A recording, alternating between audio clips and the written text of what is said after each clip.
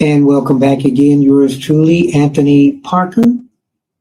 We are, of course, keeping it honest, keeping it real, and keeping it simple.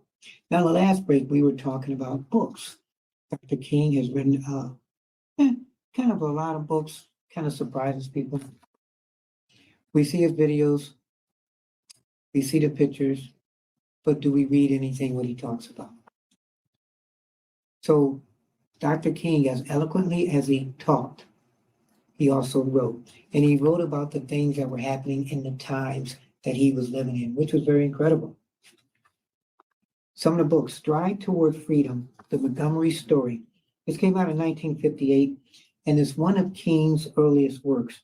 Stride Toward Freedom recounts the Montgomery bus boycott. This was a very important event in the civil rights era. And so he wrote a book about it. This book dwells into the nonviolent strategies employed during the boycott, and it highlights King's role as a leader. It serves as a testament to the power of peaceful protest and the fight against racial segregation. Whilst as he was going through that with the Montgomery bus boycott, he was also writing a book. Strength to Love, 1963. It's a collection of sermons and speeches delivered by King during his ministry. In this book, he addresses various topics, including love, forgiveness, and the importance of nonviolence. It provides leaders with spiritual insight and moral guidance, showcasing King's profound understanding of social justice intertwined with his faith. So you have to have a lot of faith while going through the things that you're going through, and especially Dr. King. So it seems like a good book to read. Strength to Love, 1963. Why Can't We Wait, 1964.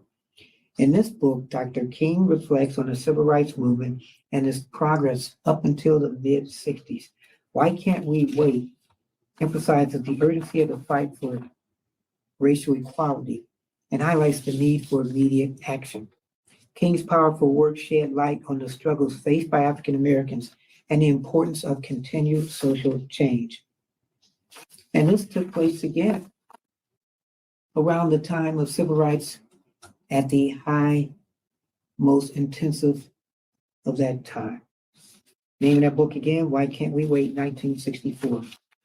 My question, from there to now, where do we go from here, chaos or community? That was 1967 that King wrote this book. So published in the midst of the civil rights movement, this book explores the challenges faced by African Americans after the passage of major civil rights legislation. And I think this is around the time Civil Rights Act of 65 was passed.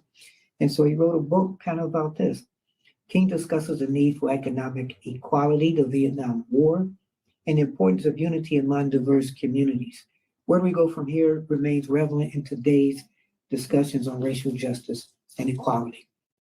Yes, so that book, which was years ago, is still prevalent today. Where do we go from here? Chaos or community, 1967. The Trumpet of Conscience, I like that name, 1968. So this is a collection of 5 lectures delivered by King in 1967, a year before he was assassinated. In these essays, he addresses topics such as nonviolence, racial inequality, and the Vietnam War. King's insightful analysis of the issues plaguing social society showcases his unwavering commitment to justice and equality. And when he stepped away from racial tension to social injustice as far as Vietnam and the war, he became one of the most hated men around, which was sad because he did get a Nobel Peace Prize. Are there any other books attributed to Dr. King? Well, some of the books titles include A Testimony of Hope, The Essential Writings and Speeches of Dr. King, 1986, and the Autobiography of Dr. King, 1968. A lot of politicians, a lot of people out there, media, they tend to write books, children's books. So did Dr. King write a children's book? That's kind of funny. What do you think? Do you think Dr. King, through all that time, private, civil rights, makes me laugh. Did he have a time to write a book for children.